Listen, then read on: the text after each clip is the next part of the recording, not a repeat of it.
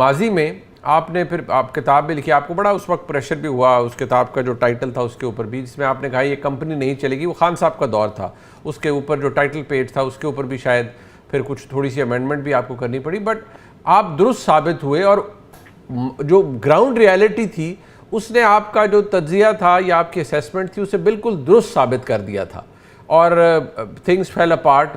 दूसरे साल के एंड में ही और तीसरे साल के शुरू में ही मामलात ख़राब होना शुरू हो गए और जिस तरह आपने कहा था कि कंपनी नहीं चलेगी, कंपनी नहीं चली।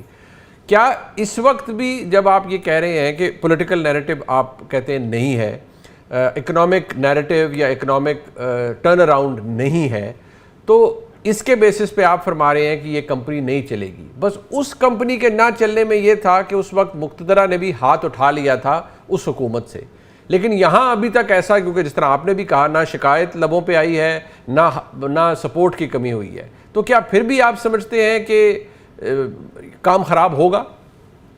जी, उस वक्त भी जब मैंने ये लिखा था उस वक्त भी असबाब देख के लिखा था कि इकानमी नीचे से नीचे जा रही थी, ठीक है, और पॉलिटिक्स गो ऊपर जा रही थी। उस वक्त खारजा अमूर में ज़वाल था।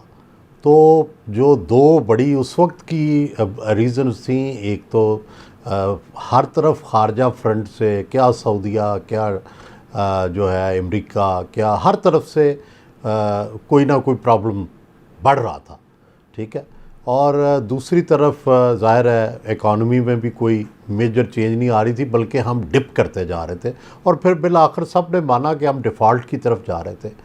तो देखिए, एक बात होती है कि वाक़यात से किसी नतीजे का आगाज़ करना, ठीक है, कि लेट से जंग आज़ादी हुई है 1857 की, तो हम देखते हैं कि भाई फ़लाँ जगह बगावत हो गई, फ़लाँ जगह बगावत हो गई, तो उसको हम कहते हैं कि बगावत शुरू हो गई। एक होता है कि उसके पीछे असबाब क्या थे, वो जंग तो बाद में शुरू होती है ना, तो पहले असबाब होते हैं।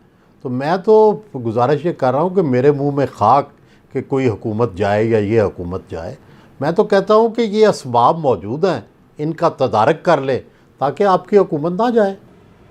ठीक, अच्छा सर, जब आप चलें, ये भी कोई ऑब्वियसली पत्थर पे लकीर तो नहीं, अगर जानी है तो चली जानी है, जिस और आपने असबाब का भी जिक्र किया। ये जो मुतबादिल निज़ाम है, बहुत सारी चीज़ें होती हैं ना, इसको भी देखना होता है और आप बखूबी समझते हैं कि जब पीटीआई की हुकूमत का ज़वाल सामने आया तो उस वक्त मुतबादिल के तौर पर पीएमएलएन के अंदर शहबाज शरीफ साहब चॉइस मौजूद थे। यहाँ क्या ऐसा है कि मुतबादिल शख्सियात मौजूद हैं या मुतबादिल निज़ाम मौजूद है, या जो हमारे मुल्क में कॉमन इस्तिलाह इस्तेमाल की जाती है कि नेशनल गवर्नमेंट बन जाए, कुछ हो जाए, ऐसा कुछ हो सकता है आपके नज़दीक? देखिए, एक तो ये है कि हमारा सिस्टम जो है ना वो 70-80 साल से चल रहा है, तो कोई नागुज़ीर तो सिस्टम में नहीं होता, ठीक है। हमने देखा कि बड़े बड़े ताकतवर जो थे वज़ीर आज़म, वो भी चले गए, सिस्टम चलता रहा, चाहे उसके नतीजे में कमज़ोर सेटअप आए या मज़बूत सेटअप आए। ऐसा कोई सेटअप बनाना मुश्किल नहीं होता, ना कभी ये रुका है। क्या आपके ख़्याल में आज ये हुकूमत जाएगी तो कल नहीं बन जाएगी? तो वो उसके लिए अभी वक्त नहीं आया उसके ऑप्शंस डिस्कस करने का। अभी तो सिर्फ मैंने इतना ही कह रहा हूँ कि मेरे मुंह में खाक, ये हुकूमत उन असबाब को ठीक कर ले जिनकी वजह से हुकूमतें जाती हैं। तो मैं तो अभी इससे आगे जाने को तैयार नहीं हूँ, लेकिन ये मैं बिल्कुल समझता हूँ कि कोई नागुज़ीर नहीं होता। दुनिया में हर जितने नागुज़ीर हैं ना, वो कब्रिस्तानों में उनकी निशानियाँ मौजूद हैं, वो चले जाते हैं और उनकी नई रिप्लेसमेंट्स आ जाती हैं। बड़े बड़े सिकंदर आज़म से लेके कौन कौन नहीं दुनिया से चला गया। तो ये नागुज़ीरियत नहीं होती, ये वहम पीटीआई को भी पड़ गया था कि हम नागुज़ीर हैं, और यही वहम अगर किसी आज के शख्स को है तो ये बिल्कुल गलत है। कोई नागुज़ीर नहीं होता। बिल्कुल ठीक। अच्छा सर, एक चीज़ जो हम देखते हैं, हम हमेशा ज़्यादा डोमिनेंट बात इस हुकूमत, ऑब्वियसली पीएमएलएन लेड हुकूमत है, पीपल्स पार्टी का एक अपना स्टांस है, वो वफाकी काबीना में नहीं है लेकिन आईने ओहदों के ऊपर मौजूद हैं। अब बातें बहुत सी होती है कि जी शायद पाकिस्तान पीपल्स पार्टी के हवाले से भी कोई आगे जाकर कुछ मामलात में तब्दीली हो सकती है, क़यादत है, बिलावल साहब का एक अपना स्टांस है, प्रेसिडेंट साहब का मौक़िफ़ बिल्कुल उनका एक अपना सियासत है उनकी। क्या आपको लगता है कि ये निज़ाम और इस निज़ाम में तब्दीलियाँ ये सिर्फ ये PMLN तक होंगी, या आगे जाकर आपको लगता है कि पाकिस्तान पीपल्स पार्टी भी इसका शिकार बन सकती है? पहली तो बात है कि कोई इस वक्त PMLN और पीपल्स पार्टी ऐसी तब्दीली अफोर्ड नहीं करते जिसमें ये घर चले जाए, ठीक है। क्योंकि उसकी वजह यह है कि सियासी कश्तियाँ नून ने तो जलाई हुई हैं, ठीक है, और उन्होंने दोबारा कश्तियाँ पानी में डालने की कोशिश ही नहीं की, ठीक है।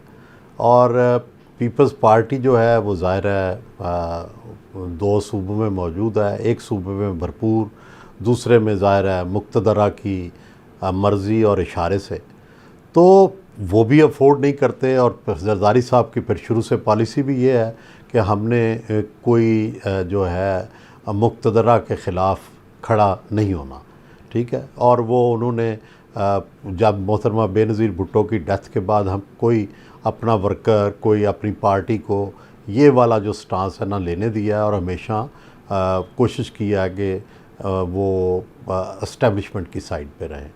तो ये तो दोनों के पास ऑप्शन नहीं है, ठीक है। तो जो इस हवाले से, तो अगर मुक़्तदरा कोई भी तब्दीली करना चाहे, जो कि मेरा नहीं समझता कि अभी कोई करना चाहती है, तो नून भी कहीं नहीं जाएगी और पीपल्स पार्टी भी कहीं नहीं जाएगी।